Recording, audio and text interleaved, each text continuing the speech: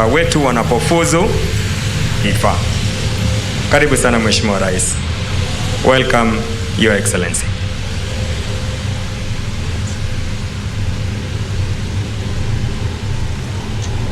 Tutatulia vivyo hivyo kwa wimbo wa taifa pamoja na wimbo wa Jumuiya ya Afrika Mashariki.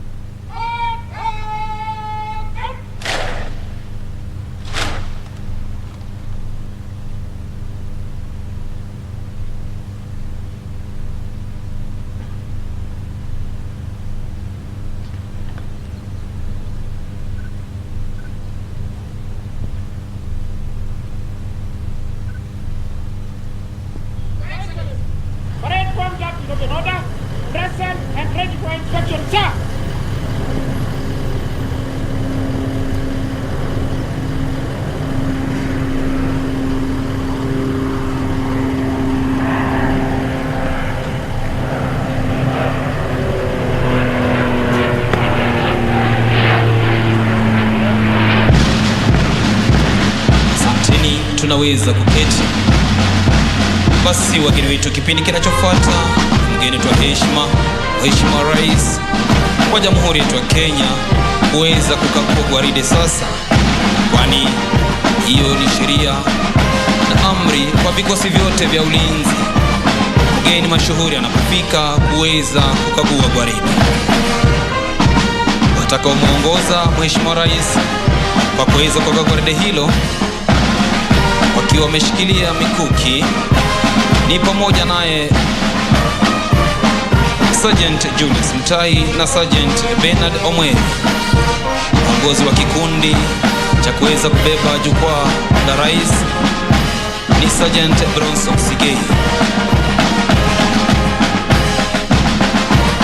Vile vile watakaoshikilia meza ya kutuza wanafunzi pamoja na walimu walioweza kufanya bora ni pamoja naye Koplo Saramwendwa na Koplo Madrin Wainaina.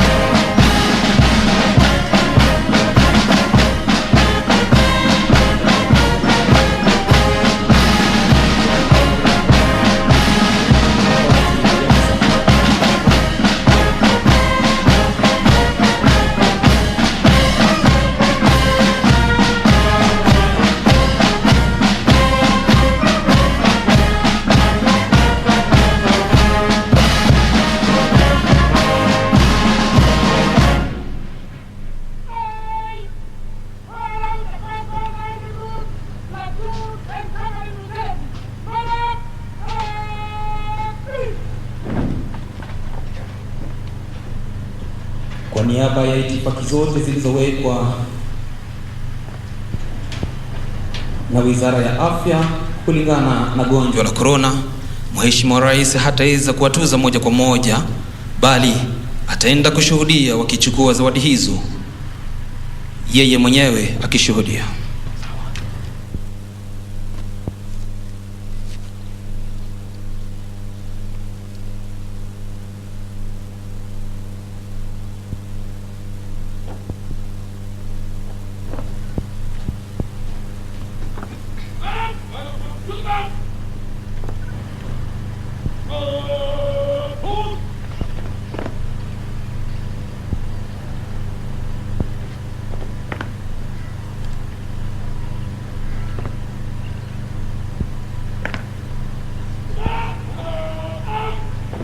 The base all-round recruits was number 1, stroke 2021. Service number 263561. AP recruit Stanley Wafula of B Company.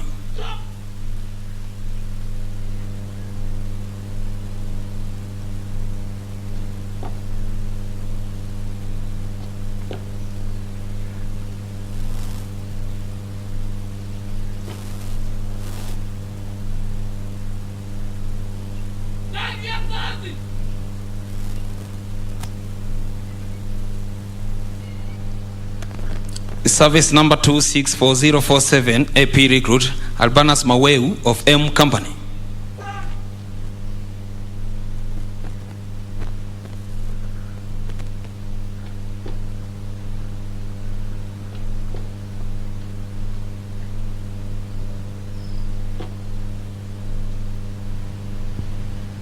Thank you, Your Excellency. Based in academics, service number 263386, AP recruit Titus Nyangi of L Company.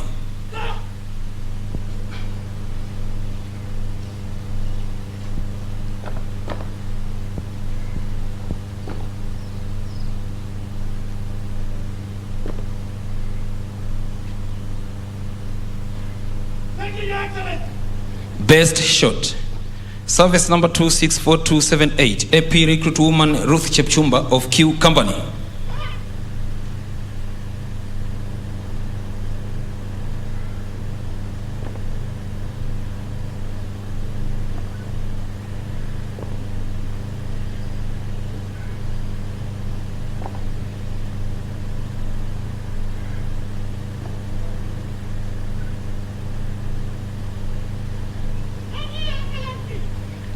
Major trophies.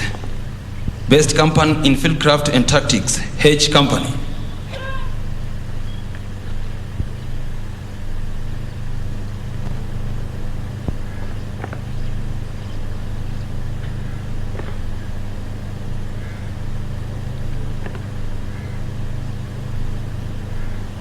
Thank you, Your Excellency. Best company in sports, T Company.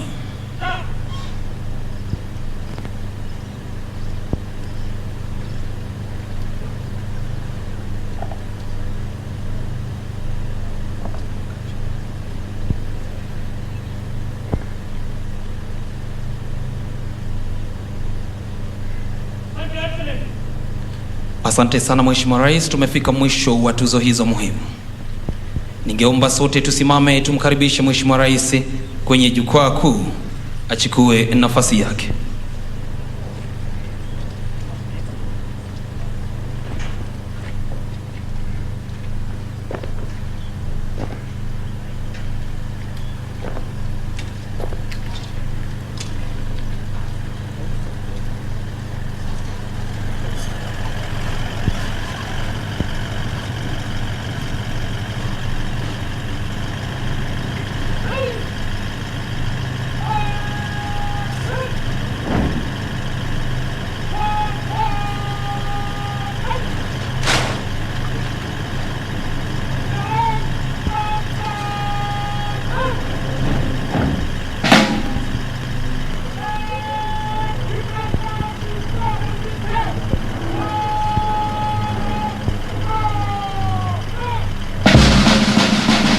Mheshimiwa Rais, karibu sana kwenye kipindi cha pili, kipindi ambacho ni cha gwaride. Gwaride hili ni gwaride kulingana na wakati huu ambao ni wakati wa kidijitali. Hivyo basi ni gwaride la muundo tofauti kabisa kuliko lile la mwaka mwingine uliopita ulipoweza kuwa nasi hapa.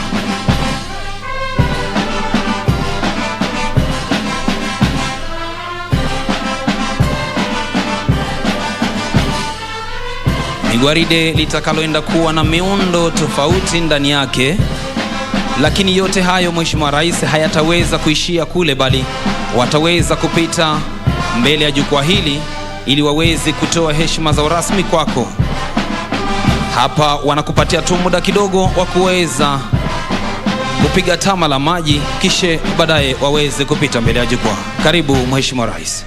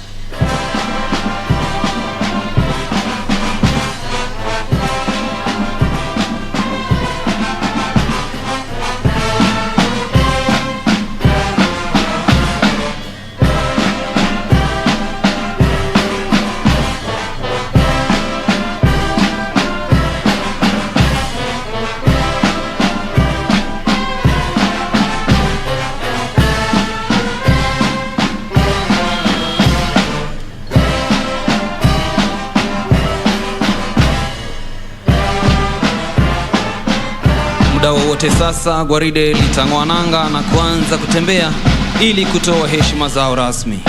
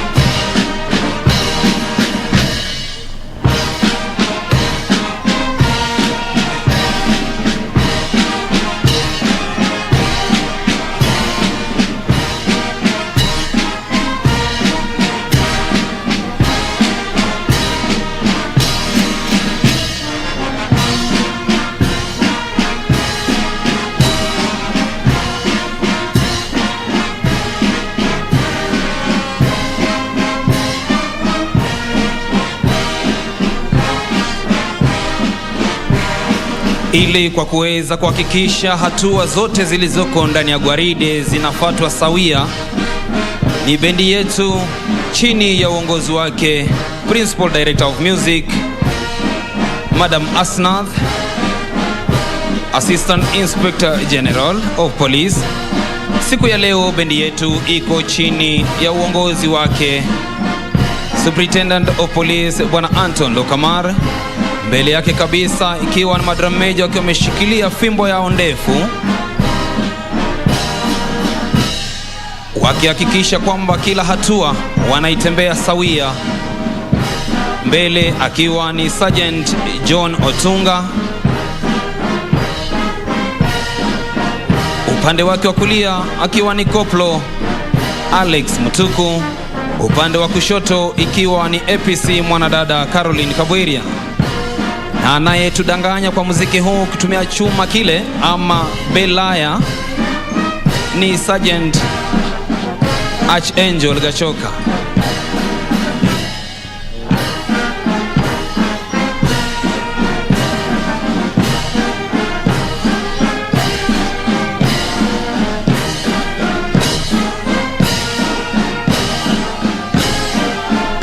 Na wanaotupigia mabati ikiwa ni pamoja naye Sergeant Akope, naye APS Isaac Baya,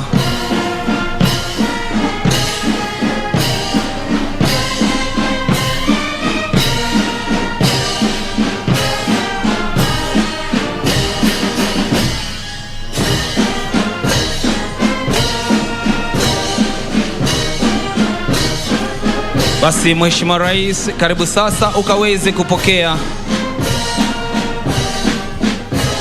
heshima hizo kwa kuweza kukata kichwa upande wa kulia wa jukwaa kuu. Ikiwa mbele kabisa anayeongoza gwaride hili ni Senior Superintendent of Police Bwana Vincent Rotich, Parade Commander, Naibu Parade Commander Bwana Abraham Kemboi, Head of State Communication, Superintendent of Police.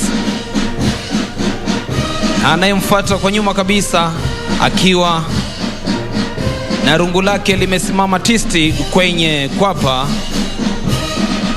ni Parade RSM Bwana Daniel Chacha.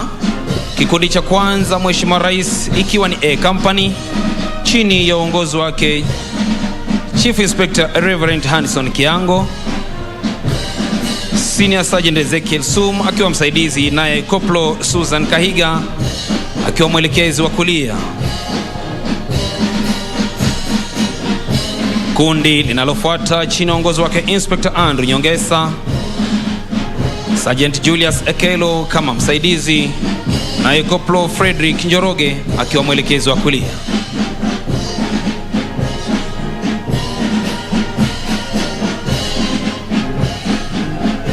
Kundi linalofuata chini ya uongozi wake Inspector Abraham Korir, Sergeant Elijah Mwaniki kama msaidizi, naye Koplo Kevin Basoga akiwa mwelekezi wa kulia.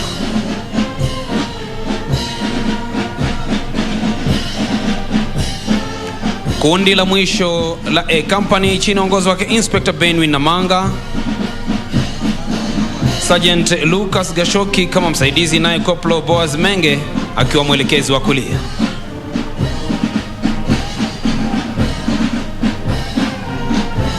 B Company chini ya uongozi wake Chief Inspector Frida Nzano,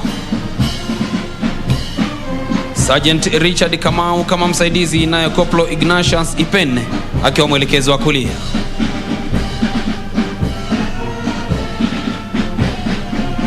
Kundi linalofuata chini ya uongozi wake Inspector Kenneth Njari, Sergeant James Ngigi kama msaidizi, naye Koplo Lilian Gasheri akiwa mwelekezi wa kulia.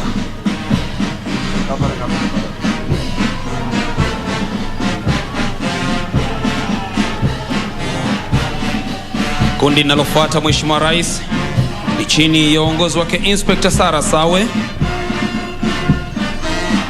Sergeant Oscar Nyamai kama msaidizi, naye Koplo Nathan Mutwiri akiwa mwelekezi wa kulia.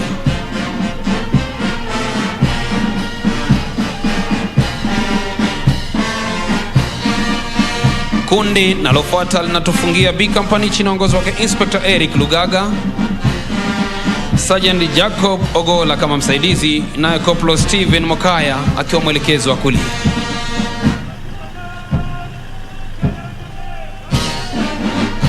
C Company chini ya uongozi wake Chief Inspector Frank Dhuku,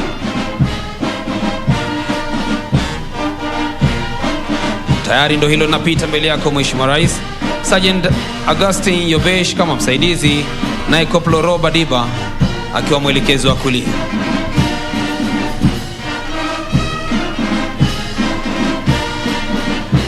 Inspector Samuel Otieno na kundi nalofuata Sergeant Ruben Odipo kama msaidizi, naye Koplo Anthony Ndungu akiwa mwelekezo wa kulia.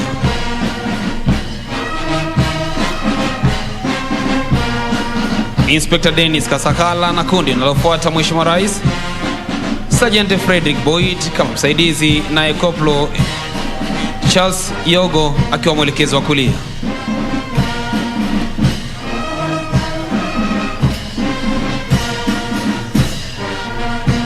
Kundi linalotufungia C Company chini ya uongozi wake Inspector Hussein Loni,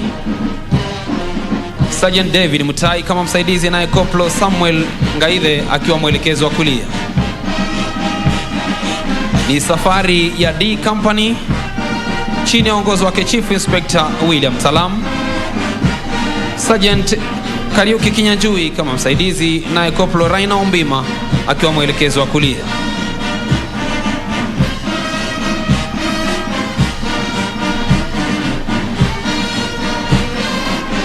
Inspector David Masulia na kundi nalofuata Sergeant Eunice Jaruto kama msaidizi, naye Koplo Agri Ochwada akiwa mwelekezi wa kulia.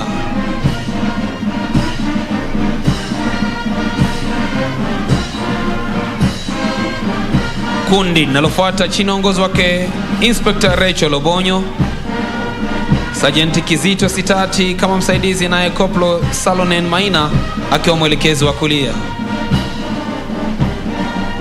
Kwa kututamatishia D Company ni kundi chini ya uongozi wake Inspector Miriam Mureithi, Sergeant Felix Tanui akiwa msaidizi, naye Koplo Isaac Ojwang akiwa mwelekezi wa kulia. Ni safari ya E Company kwa lugha ya kiaskari ikijulikana kama Echo chini ya uongozi wake Chief Inspector Joseph Okonya, Senior Sergeant Solomon Gakuo kama msaidizi, naye Koplo Cedric Mwaringa akiwa msaidizi wa kulia. Kundi chini ya uongozi wake Inspector Charles Namanga Mwangale likipita Sergeant Geoffrey Bikeri kama msaidizi, naye Koplo Jacob Maina akiwa mwelekezo wa kulia.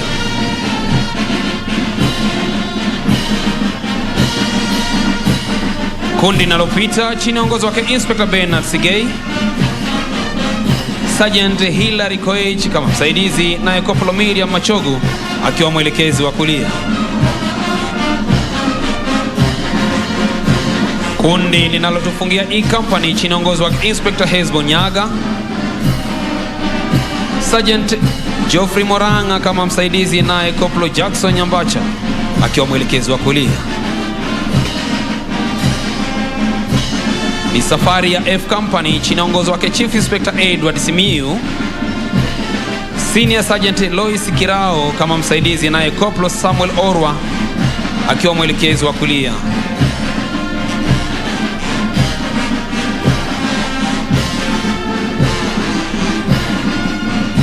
Kundi nalofuata chini ya uongozi wake Inspector Shadrack Tirob, Sergeant Felix Korir akiwa msaidizi, naye Koplo Kevin Koech akiwa mwelekezi wa kulia. Kundi nalofuata chini ya uongozi wake Inspector Silas Welekwa, Sergeant Jacob Ondiek akiwa msaidizi, naye Koplo Gibson Kuria akiwa mwelekezi wa kulia. G Company Mheshimiwa Rais chini ya uongozi wake Chief Inspector Nelson Kitio, Senior Sergeant George Kaingu kama msaidizi,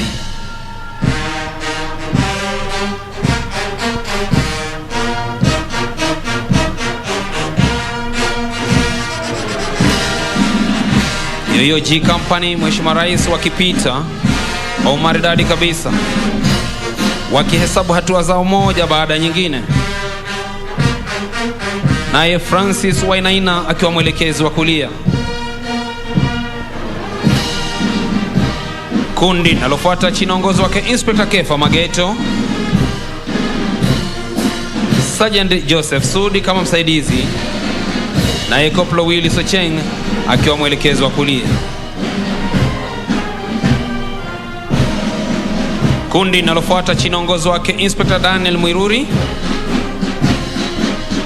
Sergeant Joseph White kama msaidizi, naye Koplo Jared Okoth akiwa mwelekezi wa kulia. Nayo tufungia G Company ni kundi chini ongozo wake Inspector Esther Mujema, Sergeant Charles Kirinya kama msaidizi, naye Koplo Joseph Gadhongo akiwa mwelekezi wa kulia. Ni safari ya H Company chini ongozo wake Chief Inspector Alfred Karani, Sergeant Benson Gisharu kama msaidizi, naye Koplo Edwin Wamalwa akiwa mwelekezi wa kulia.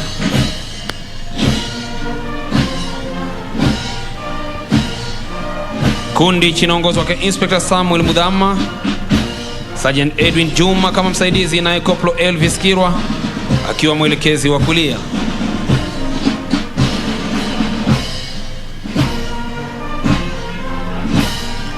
Inspector Yvonne Tabu akitukamilishia vikundi vinne vya H Company. Sergeant Eric Osoro akiwa kama msaidizi, naye Koplo Joshua Mwongela akiwa mwelekezi wa kulia. Kundi linalofuata chini ongozo wake Inspector Richard Wambua, Sergeant Daniel Musheru kama msaidizi, naye Koplo Kenneth Manya akiwa mwelekezi wa kulia. J Company chini ongozo wake Chief Inspector Daniel Chacha,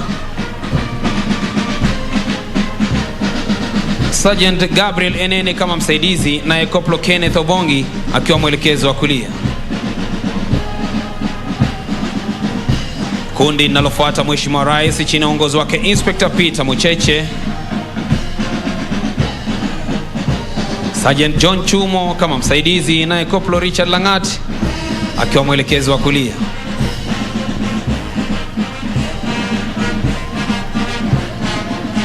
Kundi linalofuata chini ongozo wake Inspector Josephat Kiogora, Sergeant Dan Shapili kama msaidizi, naye Koplo Elvis Olwenyi akiwa mwelekezi wa kulia. Waride lote sasa Mheshimiwa Rais liko kwenye mwendo wa aste aste ili kuweza kutoa heshima zao. Kundi linalofuata chini ongozo wake Inspector John Chege, Sergeant Bernard Langat kama msaidizi, naye Koplo Joseph Kamande akiwa mwelekezi wa kulia. Ni safari ya K Company chini ya uongozi wake Chief Inspector Suleiman Malo, Sergeant Wenslaus Kaudo kama msaidizi, naye Koplo Bernard Mwangi akiwa mwelekezi wa kulia. Kundi linalofuata chini uongozi wake Inspector Justin Maweu, Sergeant Gabriel Korir kama msaidizi, naye Koplo Douglas Kinuthia akiwa mwelekezi wa kulia.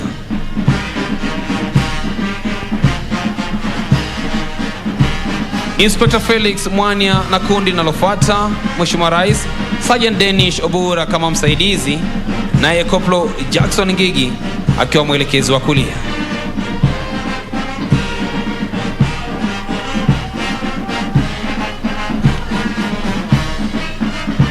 Kundi la mwisho la K Company chini ya uongozi wake Inspector Supet Pasanka, Sergeant John Zangia kama msaidizi, naye Koplo Enoch Baraza akiwa mwelekezi wa kulia. L Company chini ya uongozi wake Chief Inspector John Makoha,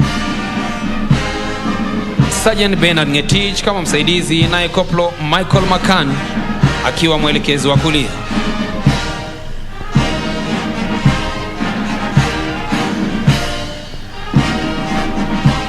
Inspector Silas Mutuma na kundi linalofuata Sergeant David Sugut kama msaidizi, naye Koplo Didan Murenga akiwa mwelekezi wa kulia.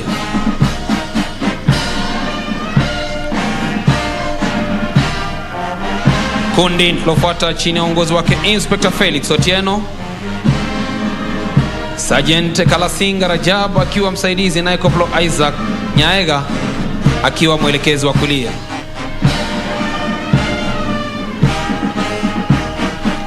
Kundi lilofuata chini ya uongozi wake Inspector David Skolia wakitufungia L Company, Sergeant Geoffrey Masai kama msaidizi, naye Koplo Edward Wekesa akiwa mwelekezi wa kulia. Ni safari ya M Company chini ya uongozi wake Chief Inspector Timothy Emojong, Senior Sergeant Benson Mbogo akiwa msaidizi, naye Koplo Nixon Langat akiwa mwelekezi wa kulia.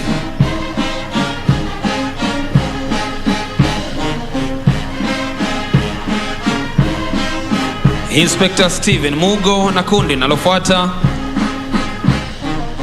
Sergeant Enoch Baraza Zakaria kama msaidizi, naye Koplo Steven Wafula akiwa mwelekezi wa kulia.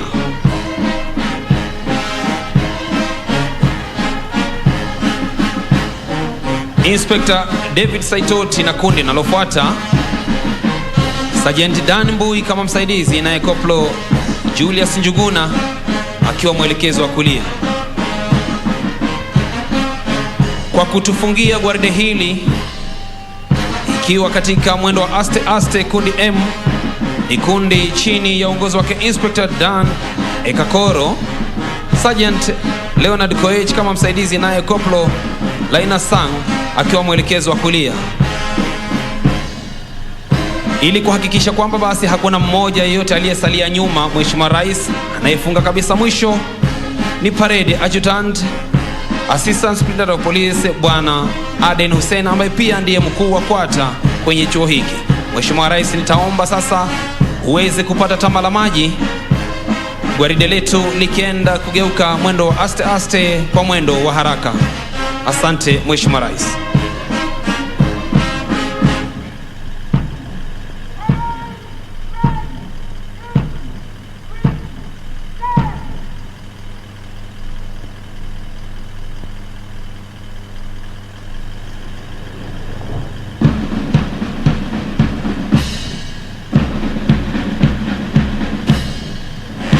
Baada ya gwaride kuweza kupita kwenye mwendo wa aste aste, Mheshimiwa Rais sasa litaweza kurudi tena wakitoa heshima zao tena kwa mwendo wa haraka haraka.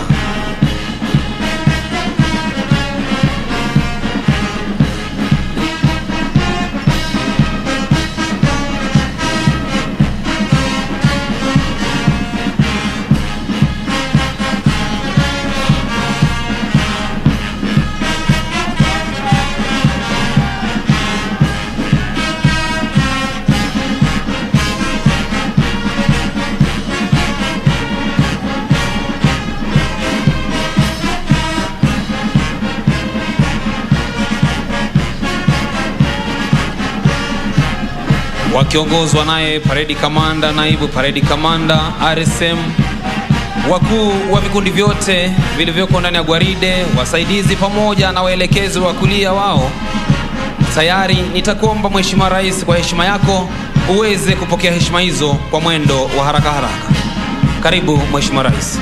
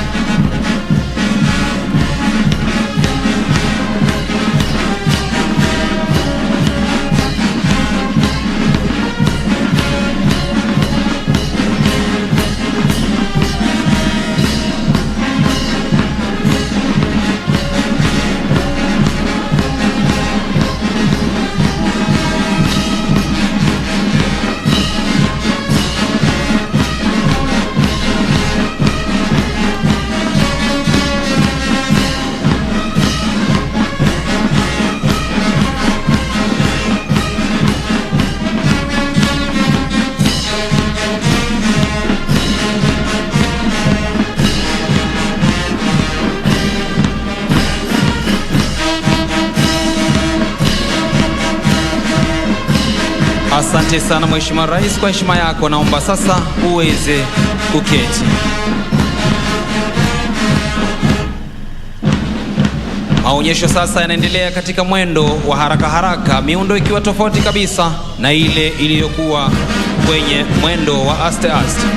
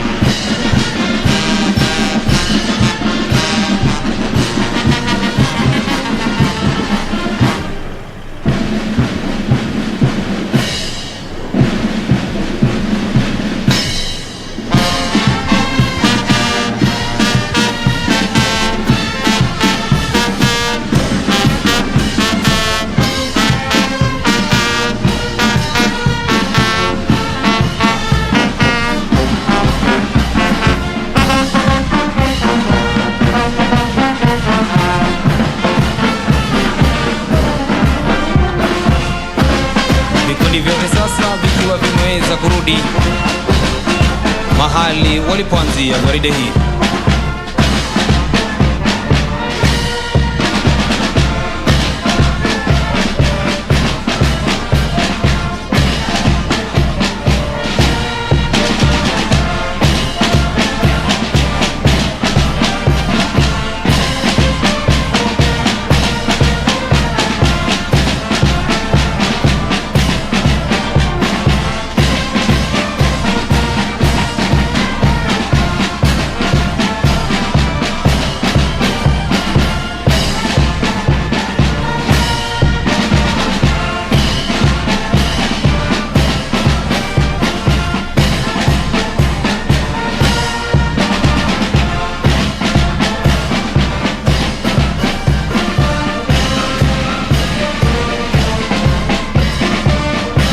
Baada ya onyesho hilo, Mheshimiwa Rais, gwaride litaweza kurudi na kuangalia mbele ya jukwaa lako, Mheshimiwa Rais.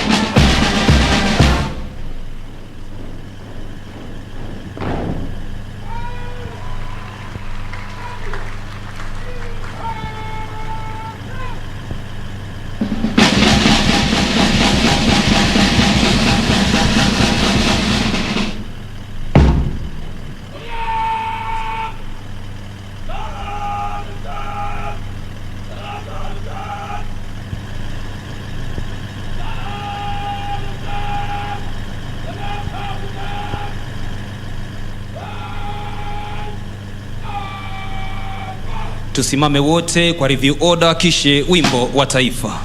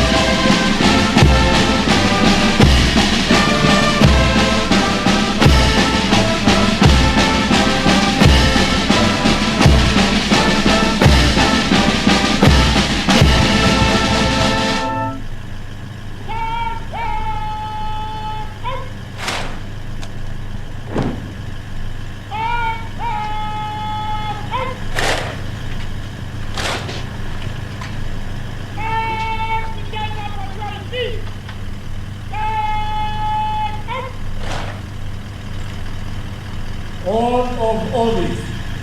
I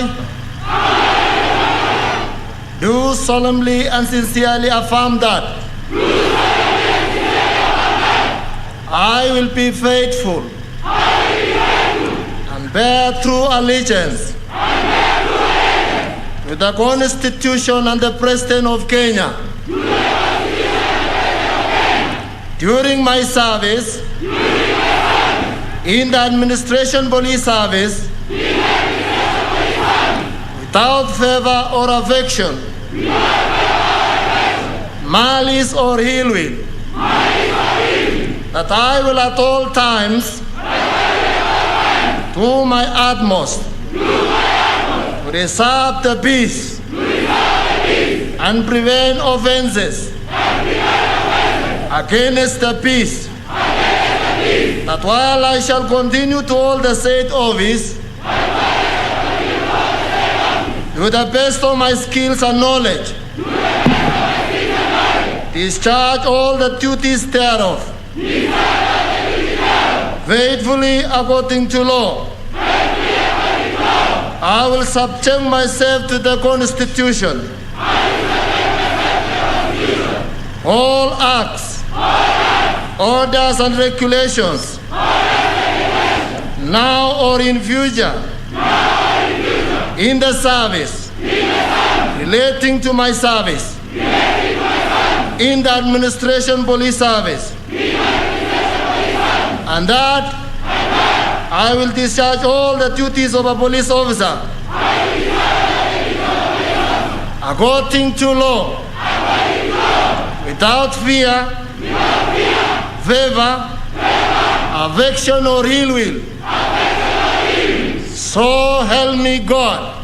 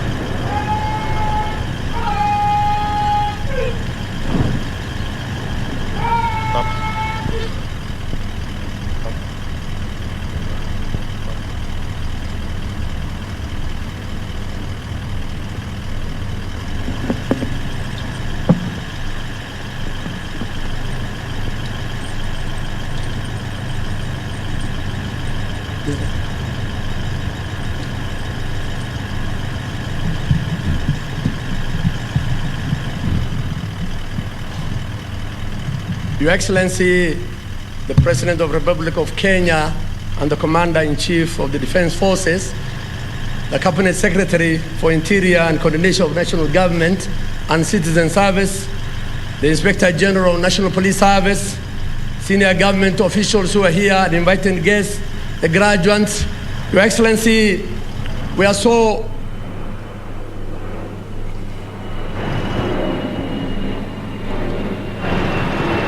Your Excellency, on my behalf and on behalf of the Administration Police Service, we are so humbled that you found time to come and grace this graduation ceremony of 2,610 recruit constables who are graduating today. Your Excellency, these officers were taken through rigorous training for 9 months, which culminated at Kidong field exercise. Your Excellency, majority of these officers will be deployed in our specialized units, the Rapid Response Unit, the Critical Infrastructure Police Unit, the Anti-Stock Theft Unit, and the Border Police Unit, among others. Your Excellency, they will be able to join their sisters and brothers who are doing excellent job along our borders, the SOG and the SWAT, who have made a difference in our inner cities. Your Excellency, we are very thankful for your government, the support which the government has given to us in terms of modernizing the police service. We received the MRAPs, we have received specialized equipment and the training for these officers. We are also very thankful from your government, Your Excellency, for the completion of one of the oldest mess, which was for the last 33 years, and we are so happy that this morning you were able to open that mess, which will accommodate over 12,000 officers who are undergoing this training on a sitting capacity. We are very thankful. At this juncture, Your Excellency, may I call upon the Inspector General to continue with the rest of the program. The Inspector General, sir.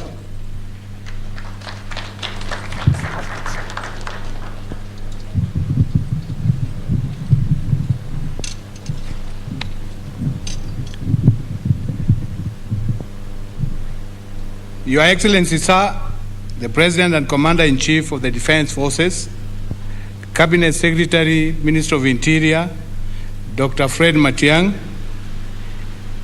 Principal Secretary, Present, Vice Chief of the Defense Forces of Kenya, senior members of the National Police Service, distinguished guests, graduates, ladies and gentlemen, good afternoon.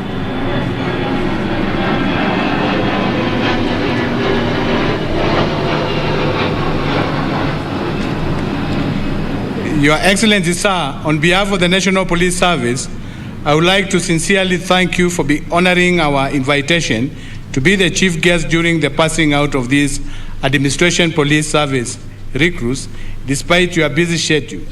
Let me also congratulate the graduates for having endured the rigorous and strenuous training for the last 9 months and having satisfied their trainers for presentation to you for oath of allegiance. These recruits have been taken through a very comprehensive curriculum to ensure they attain the desired professional standards. I believe they will be more responsive to the needs of the citizens, that they will execute their mandates within the confines of the law, and they will wear police badges with dignity and humility. The needs to be people's servants has been emphasized, and there have been conditions to know that service to humanity is their divine call in the National Police Service. Your Excellency, we thank you most profoundly for the support that your administration has consistently offered to the National Police Service, and in response to the welfare of the police officers. An improved health insurance scheme is now in place, as we also look forward to having a National Police Service Level 4 referral hospital, Your Excellency. These interventions will impact positively to the general well-being of the police officers.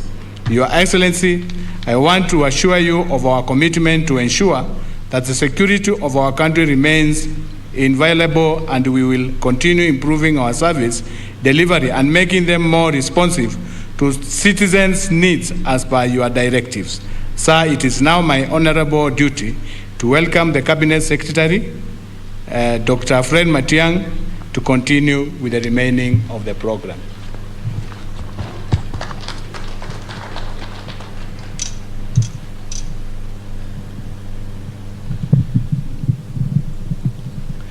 Your Excellency, the President of the Republic of Kenya and the Commander-in-Chief of the Kenya Defense Forces, my colleagues from the Ministry of Interior and Coordination of National Government here present, led by our Chief Administrative Secretary, Madam Winnie Gushu, and our Principal Secretary, Dr. Karanja Kibicho, the Vice CDF, General Ogola, the Inspector General of Police, and the entire senior team of the police service, the chairperson and members of the National Police Service Commission, the chairperson and honorable members of the National Assembly Departmental Committee on Security, Honorable Mwathi, distinguished guests who have been invited here,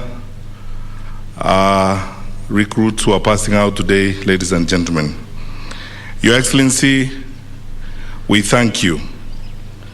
On my own behalf and on behalf of my colleagues at the Ministry of Interior, and really the internal security sector in our country, for what you have done to our nation. Your Excellency, we were here, and many Kenyans who were here in 2013 know where we were in terms of the challenges we had in the security sector. You have dedicatedly led us in your capacity also as the chairman of the National Security Council in pursuing reforms in the internal security sectors, focusing on the police especially. And now, as evidenced by so many things that have been done recently and by the wonderful work that is done by our men and women in uniform, Your Excellency, we can proudly say that the investment that you have made in terms of resources and acquisitions have made our internal security sector one of the strongest in the region. Your Excellency, these achievements are a tribute to your judgment, to your solid leadership, and to your vision. I have been privileged to have a position on the front row seat in your leadership of the National Security Council and in the decisions you have made every day on the safety and security of our people. We thank the Lord for the opportunity you have given us to serve our country, but most importantly, sir, I would be very honest to say we thank the Lord for your leadership, because singularly because of your vision and your focus, we have continued to strengthen our internal security sector. As we go forward, sir, I would like to promise that we will continue to follow the path that you have drawn for us. Invest every coin that you have given us through the national budget where it should go, and ensure that we move further and further away from those bad habits of the past where this sector was affected by decisions that were less professional and decisions that were not focused on the performance of these men and women here, and therefore, of course, affecting the security of our people. Your Excellency, the 2,610 officers who pass out today will join the rest of the team that we're working with in preparing for the general elections. And Your Excellency, again, we will follow the path you have drawn for us of ensuring that our country remains secure, because that is our foremost responsibility and our foremost duty as government. Finally, Your Excellency, as you remind us all the time, the people of Kenya look at government or look up to government so that we can provide a service.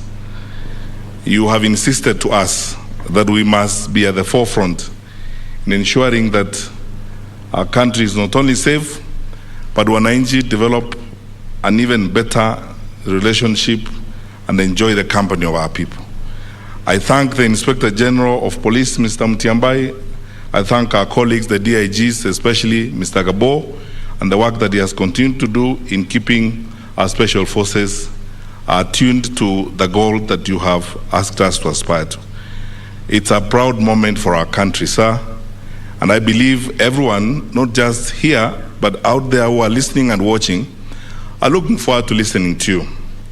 And therefore, ladies and gentlemen, it is my singular honor and pleasant duty to request you to be upstanding as we invite His Excellency, our President and Commander-in-Chief of the Kenya Defense Forces to speak to us.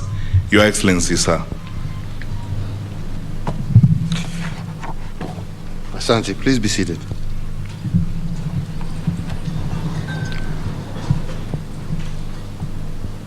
The graduates before us today, all ladies and gentlemen, it is my distinct honor and privilege to be with you today to preside over the passing out parade of these wonderful 2,610 graduates who have today successfully completed their 9-month-long recruits course.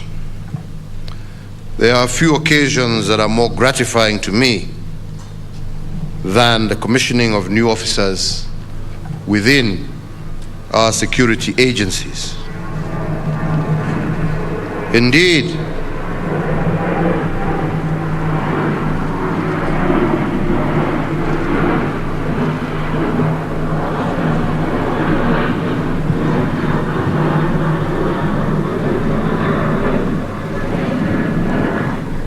I am happy that during my tenure as president, we have increased our police complement by over 45,000 recruits from the year 2013 to date. No previous administration has implemented such a significant increase in the capacity of our national police. So, graduates, today I'm pleased to join your families, your relatives and friends in commending you for having successfully completed your training, which has been quite rigorous. Your graduation today is not only your individual achievement, but also a mark of pride and accomplishment shared by your families, your friends and relatives, as well as Kenyans at large. So let me commend the team in the ministry led by the Cabinet Secretary, the Inspector General and his DIGs, the college commandant, and all the instructors of this college. Your superlative efforts have yielded the fine young officers who are before us today. So to you, graduates, as you leave this college and begin your service to Kenya, I wish to remind you that yours is a profession that demands you unconditionally commit to the motto of uaminifu na haki. You will be called upon to serve faithfully and with utmost integrity. You will be required to be the hope of those who are hopeless, the shield of justice, and the enforcers of law, who do so, as you have just said in your own oath, without fear or favor. As we continue along the journey of deepening the transformation and rejuvenating our law enforcement agencies, remember that you are the face of the organization. Whether in uniform or in civilian attire, whether on duty or off duty, your individual and collective actions will reflect on the National Police Service. Therefore, be ever respectful, willing to aid and assist, and committed to ethics and integrity.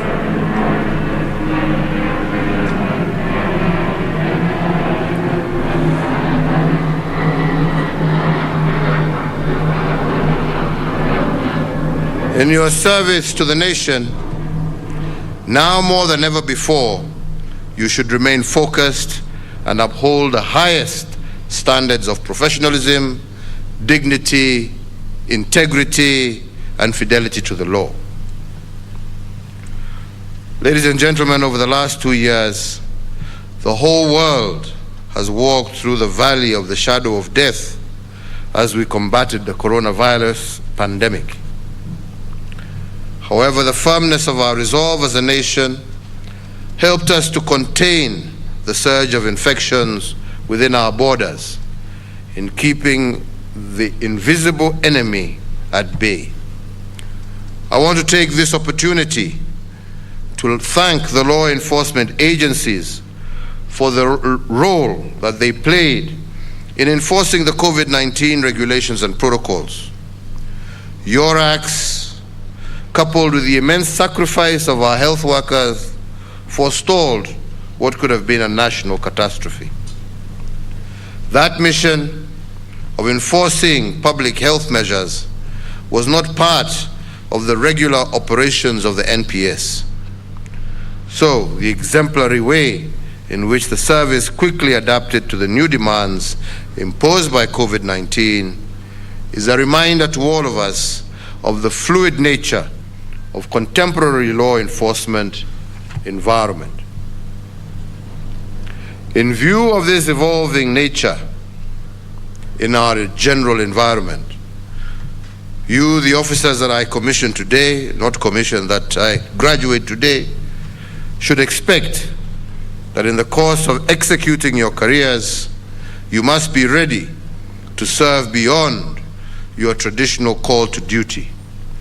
You will be required on occasions to operate in new and challenging operating theaters and to address dynamic situations that call for new skills and approaches. As a nation, we have given you the training and tools required for you to address both traditional and emerging security challenges. The training program that you have just completed, I am confident, has prepared you to counter effectively the growing sophistication and viciousness of organized crime and terrorist groups. However, I must also remind and advise you that training and learning does not end today. You must, as my predecessor once said, seek to continuously improve yourselves, widen your knowledge, improve your skills and competencies, and challenge yourself to be a better officer today than you were yesterday. The responsibilities bestowed on you are immense, and they become heavier by the day due to the evolving social transformation and development. My government is committed to continue to uphold the dignity of police officers, so long as you also do that which is right and in accordance with the law, devoid of corruption and other ills. You can rest assured that we will do everything to protect you from any form of undue harassment or vilification. Indeed, in appreciation of the importance of the service rendered by our police officers across the country, my administration has continued to fulfill its police reform program agenda by providing adequate resources, improving staff welfare, improving capacity building in technical and specialized areas, and we have enhanced benefits, particularly in housing and healthcare. You are also now better able to respond to normal routine and emergencies when they arise. The overriding aim of these efforts is to ensure that police officers offer quality services to the public while still working in an environment that promotes their welfare. On our part, we expect you to reciprocate these deliberate efforts by serving our communities unceasingly.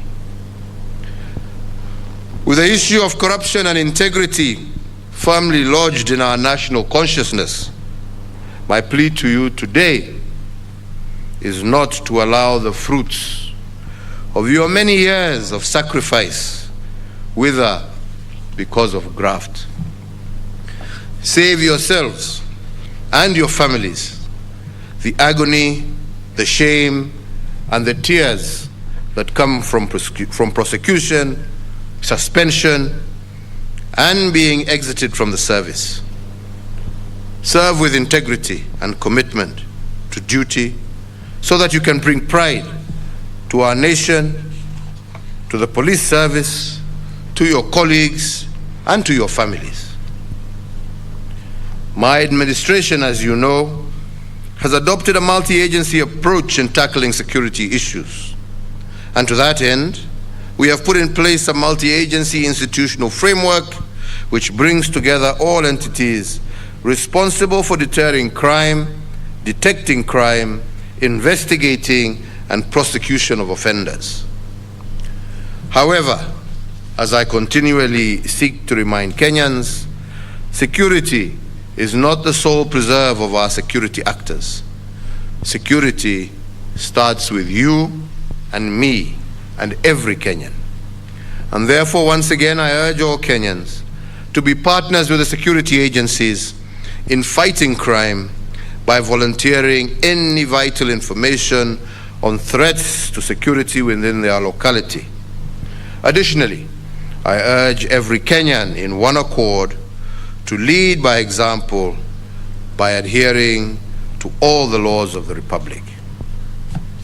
So, ladies and gentlemen, in recognition of the very demanding responsibilities placed on our security agencies, I today pay tribute on my own behalf and on behalf of all Kenyans to our gallant officers from various services who have paid the ultimate sacrifice to the service of our country and our people.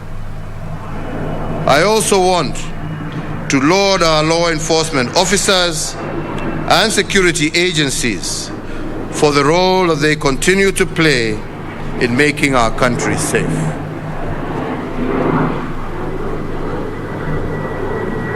Finally, I commend the Administration Police Service for their role of protective security that they play and for living true to the spirit of uaminifu na haki.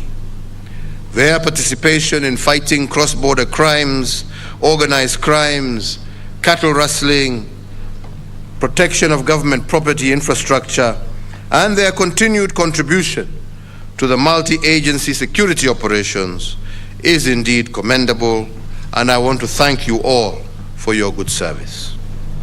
And to you, our newest officers who graduate today, please go forth and serve our people and our nation fully, faithfully, and fearlessly.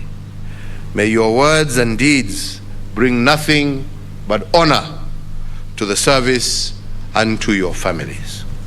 We want you to be role models to those who would want to serve in the security sector, and we look upon you to be the spear of the law, the shield of justice, and the foundation of a more just, more fair, more equitable, and more prosperous Kenya for all. Mungu awalinde ukienda kutekeleza shughuli zenu mbalimbali za kulinda wananchi na kulinda taifa letu. Mungu awaongoze.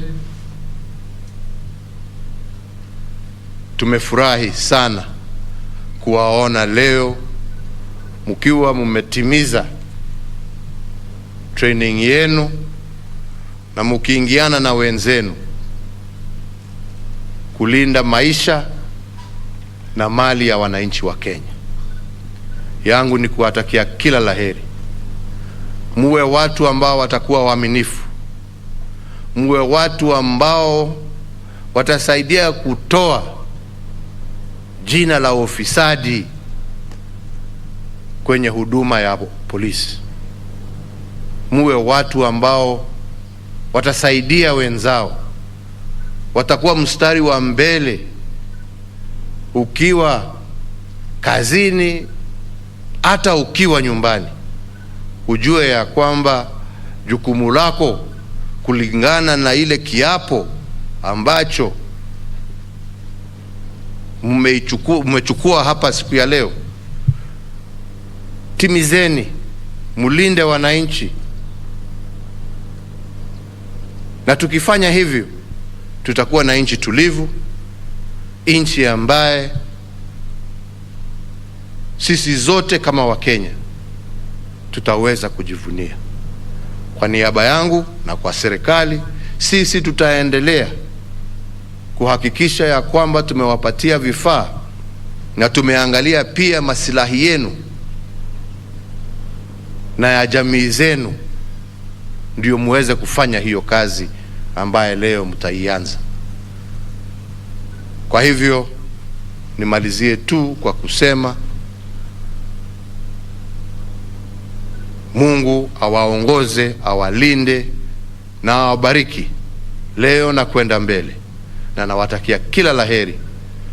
Sasa mkiwa maofisa wa polisi wa kulinda Wakenya wenzenu, asanteni sana. Thank you. Kindly let's all be upstanding.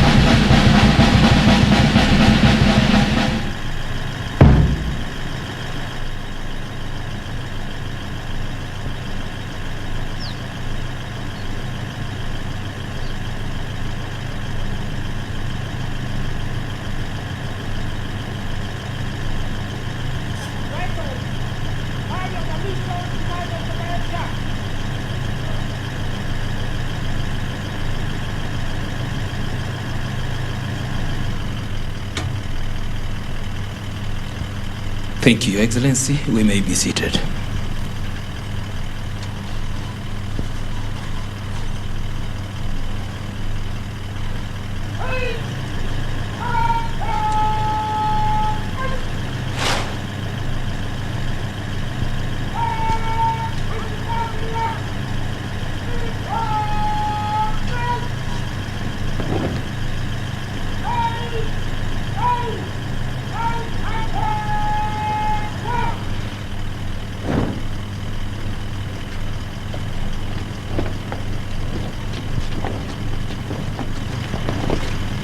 Watajumuika kwa vikundi viwili viwili ili tuweze kufupisha kutoka kwao na kwenda kuhudumia wananchi.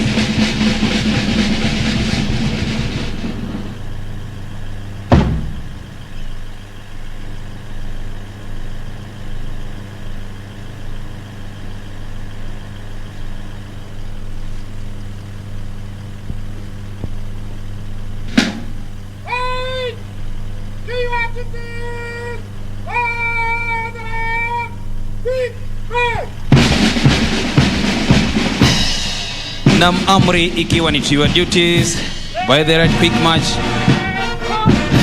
Asante sana Mheshimiwa Rais kwa hotuba iliyoweza kuleta mioyo kuchangamka na kufurahia.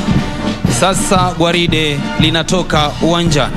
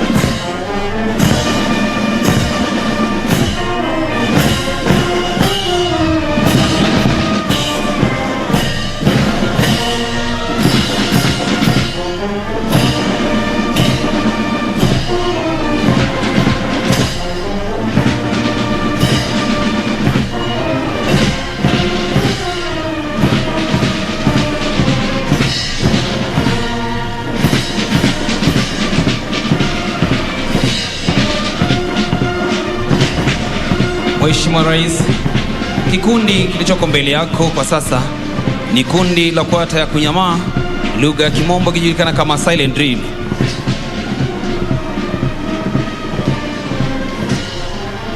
Litakalo ongozwa naye Chief Inspector Wilfred Mnuve, Sergeant Godfrey Odinga, Sergeant Martin Kianjui, Koplo Sara Mwendwa pamoja naye Koplo David Ngua.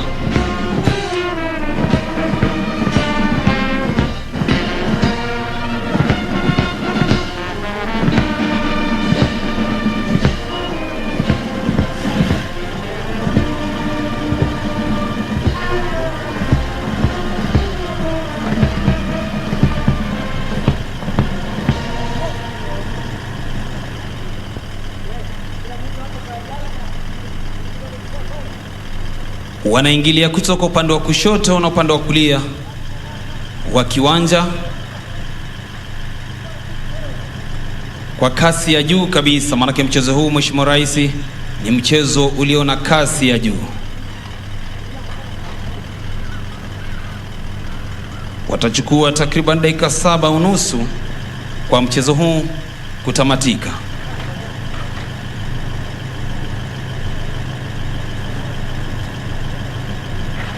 Washirika ikiwa ni hawa afisa ambao wamefuzu leo wakiwa ni 110, milio ya bunduki ama arms drill zikiwa ni 780, miguu ikichangwa ikiwa ni 680, vile vile kwa mwendo wa aste aste watatembea na hata mwendo wa haraka haraka.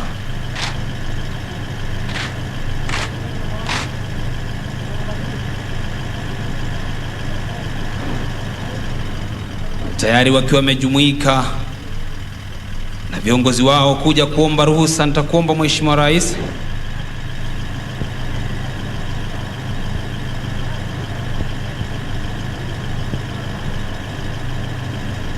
kwa heshima yako sasa unaweza kujongea kupokea heshima hizo.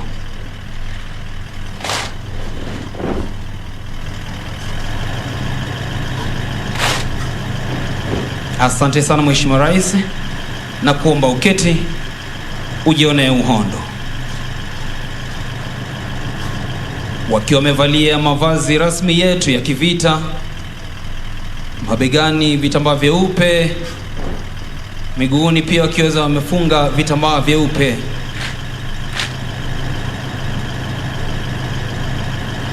Mishipi ikiwa ni myeupe vile vile.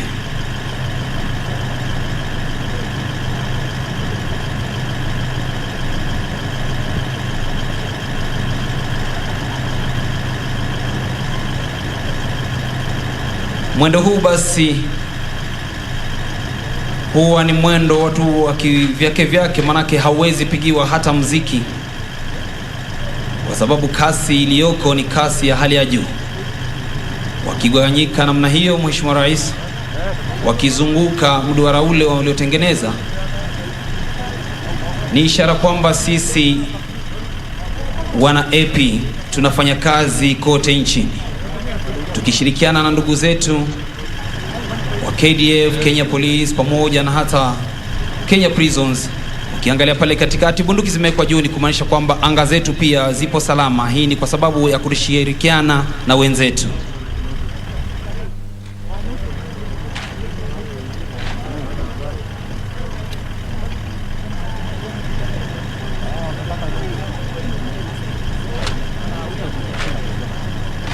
Ikiwa ni mwendo wa aste aste.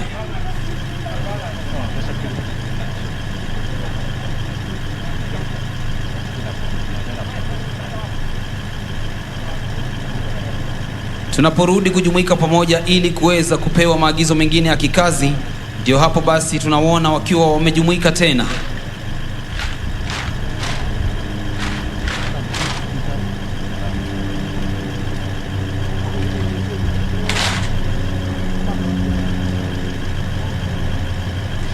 Ili kazi hii iweze kufanyika kabisa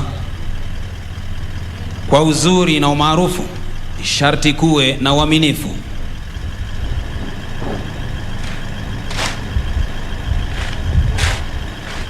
Bila uaminifu basi kazi huwa ngumu.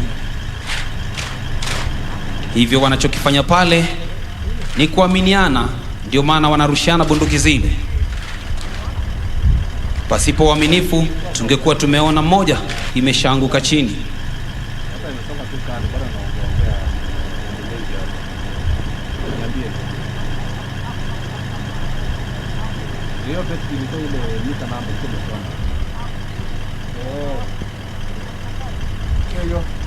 Naam, asante sana Mheshimiwa Rais. Sasa umedhibitisha kwamba ndani yao kunao wanadada, kwa hiyo pia sisi tunatunza ile amri iliyoko kwenye katiba yetu ya Kenya ya jinsia mbili zote ziweze kuidhinishwa kwa kila kitu nchini Kenya.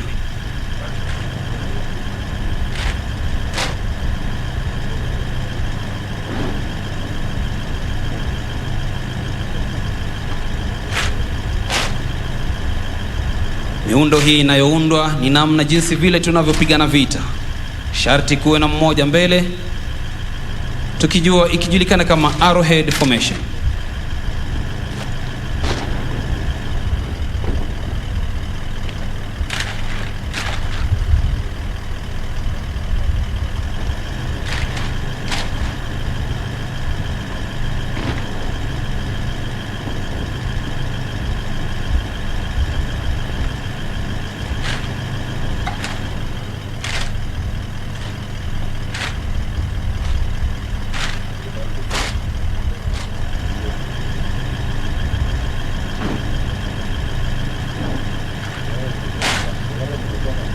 Wanaganyika kwa vikundi vitatu.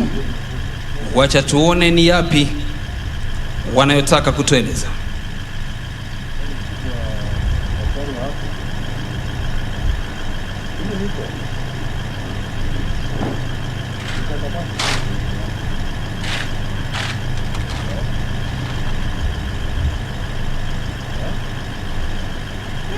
P T C. Naam, wito ni kwamba pamoja tuzuie corona. Ama kweli tusipokushirikiana basi itakuwa vigumu sana sisi kuweza kuzuia janga hili la corona. Ndani yake pia unapoona Mheshimiwa Rais, tunazo bendera mbili. Bendera ya Kenya, bendera ya National Police Service, na pia vile vile bendera ya kikosi polisi tawala, kwamba tunafanya kazi kwa uadilifu na uaminifu. Ndipo ngao yetu inasema uaminifu na haki.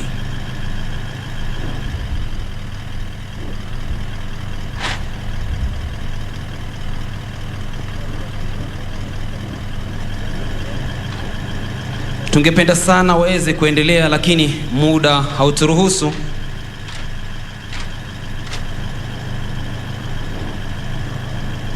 Hivyo basi wametamatisha onyesho hili. Nitakuomba Mheshimiwa Rais uweze kuchukua shukrani hizo kwa heshima ya kipekee.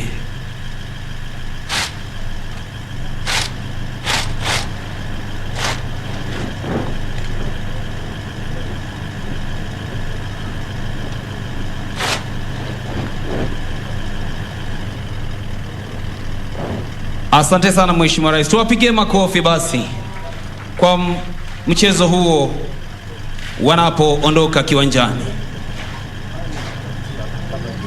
Tumefika tamati ya maonyesho hayo Mheshimiwa Rais. Kipindi kitakachofuata ni kipindi cha picha.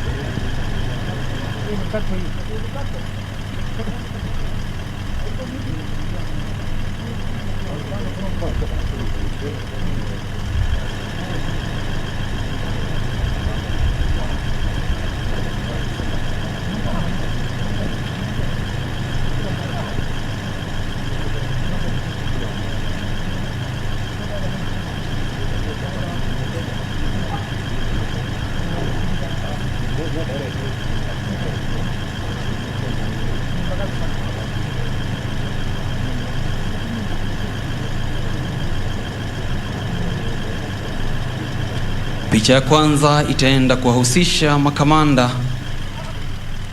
waliokuwemo ndani ya gwaride.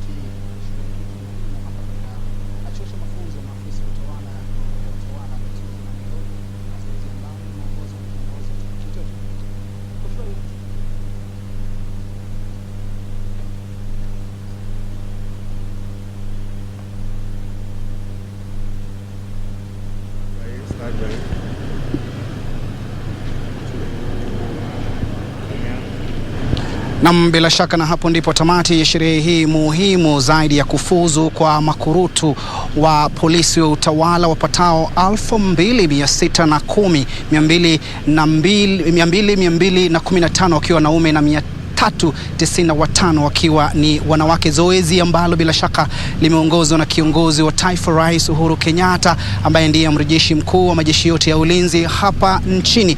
Sehemu ambayo imefanyika ni chuo cha mafunzo ya maafisa utawala, mtazamaji, na ni bila shaka ni zoezi muhimu zaidi. Kumbuka kwamba maafisa hao, polisi hao utawala wamekuwa kwa mafunzo kwa miezi 9, mtazamaji. Mafunzo aina yake kama tunavyofahamu, mwezi mmoja eneo la Kedong, ambapo bila shaka wanapitia mafunzo ambayo ni ya kukata na shoka, ambayo ni ya kukaza meno na kulegeza ulimi. Na bila shaka ni zoezi ambalo bila shaka linaashiria kwamba sisi kama taifa tuko ngangari kuhakikisha kwamba mipaka ya taifa hili salama. Kumbuka kwamba baada ya kufuzu hii leo watakuwa wanapata likizo ya mwezi mmoja, angalau kupata wasaa kushiriki na wapendwa wao. Na bila shaka mtazamaji, itakuwa vile watakuwa wanarejea na kutumwa katika vitengo mbalimbali, mtazamaji. Na kwa sasa unavyotizama ni picha tu ya kumbukizi, ambapo bila shaka ni picha ya maafisa hao ambao wamefuzu pamoja na baadhi tu ya viongozi wakuu katika ngazi ya juu serikalini katika wizara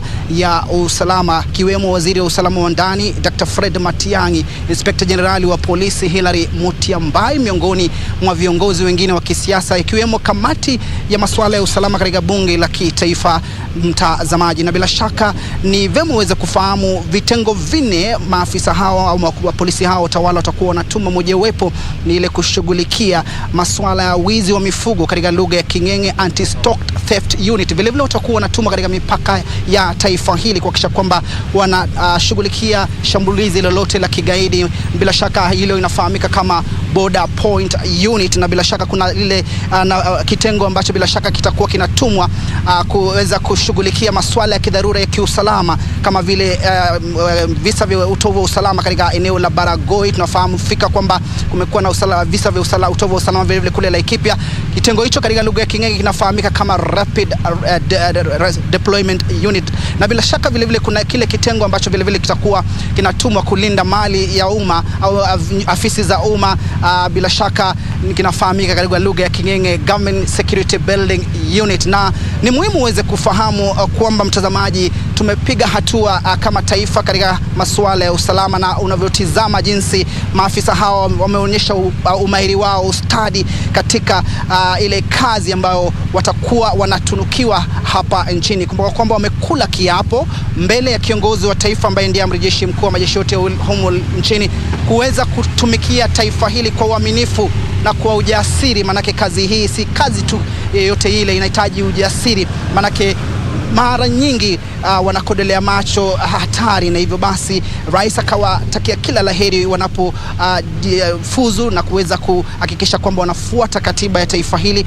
na kuhakikisha kwamba wako kwenye mstari wa mbele kuhakikisha usalama wa Kenya umeweza kuzingatiwa. Rais ameweza kuzungumzia swala hili la vita dhidi ya ufisadi, akiwaonya dhidi ya kuhusika katika masuala ya ufisadi. Kumbuka kwamba asasi hii imekuwa ikinyoshewa vidole vya lawama kwa tuma za ufisadi, na kwa hivyo rais amewataka kuepukana sana na visa hivyo vya ufisadi. Na unavyotizama mtazamaji, ni msafara wa kiongozi wa taifa ukitoka hapa jukwani katika chuo cha mafunzo ya maafisa utawala, kuashiria kwamba tayari sherehe hii imekamilika, na sasa linalosubiriwa ni kuona jinsi maafisa hawa wapatao 2610 wa polisi wa utawala watakavyojituma kuhakikisha kwamba mipaka ya taifa hili salama. Rais vile ameweza kupongeza vikosi hivi au maafisa hao wa utawala, manake wao ndio walikuwa mstari wa mbele kupambana na chamuko hili la corona, kuweza kuhakikisha kwamba Wakenya wanafuata kanuni iliyowekwa ya kupambana na chamuko la corona na kuzingatia ile marufuku ya kutotoka nje, akisema kwamba akiwavulia kofia kwa kuweza kuhakikisha kwamba wameweza kuhakikisha wananchi wanafuata zile sheria ili tuweze kupambana na chamuko hili la corona ambalo limetukumba kama taifa kwa miaka miwili sasa. Vile vile waziri wa usalama wa ndani ameweza kuzungumzia kuhusiana na mikakati ambayo imewekwa ili kuhakikisha kwamba wizara hii ya usalama inaendelea kufanya vema zaidi, na akasema kwamba wamepiga hatua, manake hapo awali kulikuwa na mambo ambayo yalikuwa yakifanyika bila kufuata sheria, na akasema kwamba sasa kuna unyoofu katika wizara hii ya usalama, vile vile wizara ya ulinzi. Na ni vema uweze kufahamu mtazamaji vile vile alivyodokeza waziri wa usalama kwamba kuna masuala mengi ambayo yameweza kutokea au kufanyika katika vikosi vya usalama, masuala hasa kuhusiana na ujenzi wa jumba mbalimbali, majengo yameweza kuimarishwa, na hii leo kiongozi wa taifa ameweza kufungua jengo la maafisa wa utawala hapa katika chuo cha mafunzo ya utawala, jengo ambalo litaweza kumudu maafisa wa utawala wapatao 12,000. Jengo katika lugha ya King'enge linafahamika kama mess, na ni hafla ambayo tumekuletea Kenya kutoka makao makuu hapa ya chuo cha mafunzo ya maafisa wa utawala eneo la utawala gatuzi la Nairobi. Kwa niaba ya wale wote ambao wameweza kufanikisha matangazo haya, kiwemo mwelekezi mkuu Muga Karioki na wapiga picha, fundi wa mitambo, sasa na kurejesha kwenye makao makuu ya shirika la utangazaji nchini KBC, mimi naitwa Timothy Kipnusu na kutakia utazamaji mwema. Kwaheri.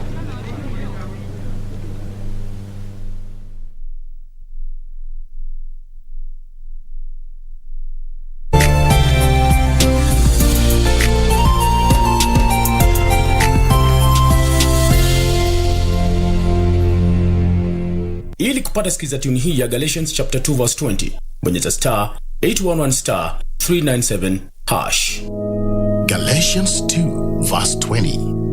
I have been crucified with Christ, and I no longer live, but Christ lives in me. The life I now live in the body, I live by faith in the Son of God, who loved me and gave himself for me. Ili kupata sikiza tuni hii ya Galatians chapter 2 verse 20, bonyeza *811*397#.